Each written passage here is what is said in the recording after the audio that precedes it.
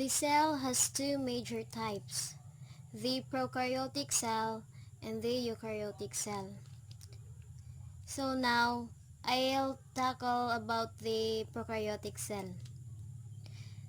The prokaryotic cell are unicellular organisms that lack organelles or other internal membrane-bound structures.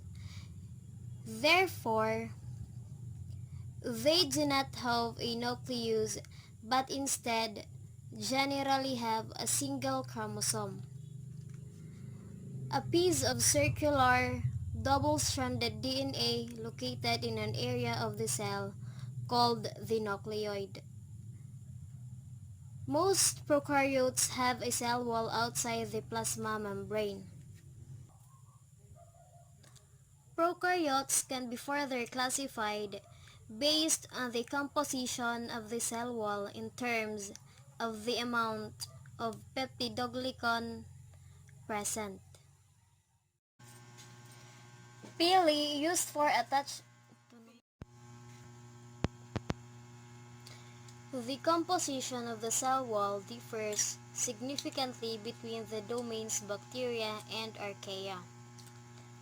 The two domains of life into which prokaryotes are divided.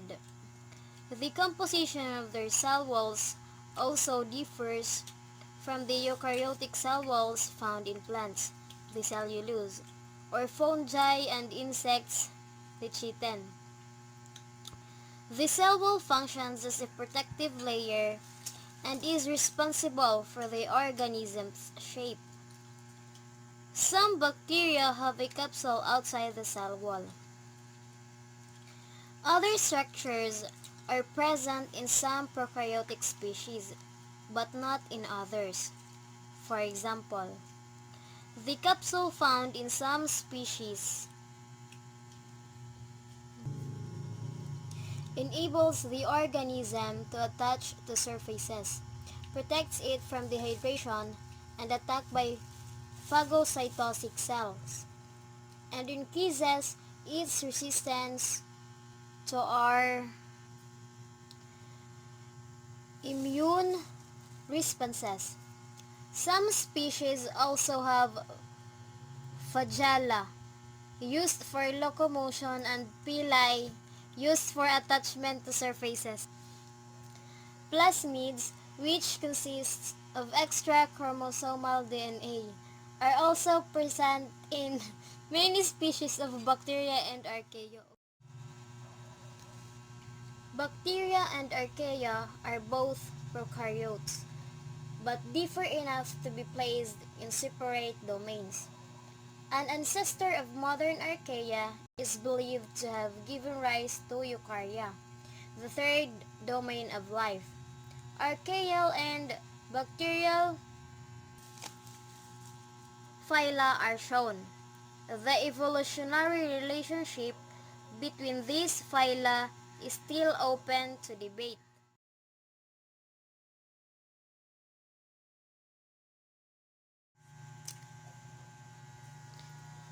The plasma membrane is a thin lipid bilayer,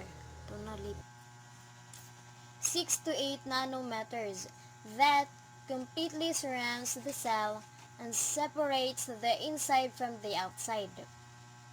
Its selectively permeable nature keeps ions, proteins, and other molecules within the cell, preventing them from diffusing into the extracellular environment, while other molecules may move through the membrane.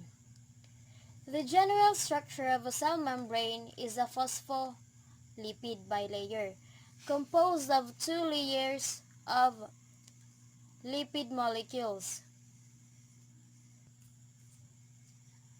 In archaeal cell membranes, isoprene or phytanyl chains linked to glycerol replace the fatty acids linked to glycerol in bacterial membranes.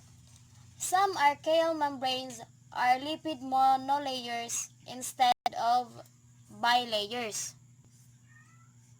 Archaeal Phospholipids differ from those found in bacteria and eukarya in two ways. First, they have branched phytanel side chains instead of linear ones. Second, an ether bond instead of an ester bond connects the lipid to the glycerol.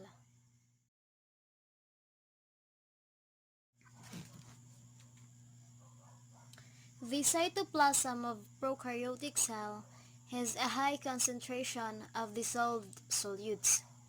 Therefore, the osmotic pressure within the cell is relatively high. The cell wall is a protective layer that surrounds some cells and gives them shape and rigidity.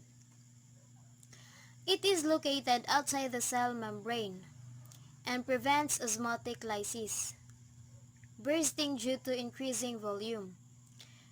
The chemical composition of the cell walls varies between archaea and bacteria. It also varies between bacterial species.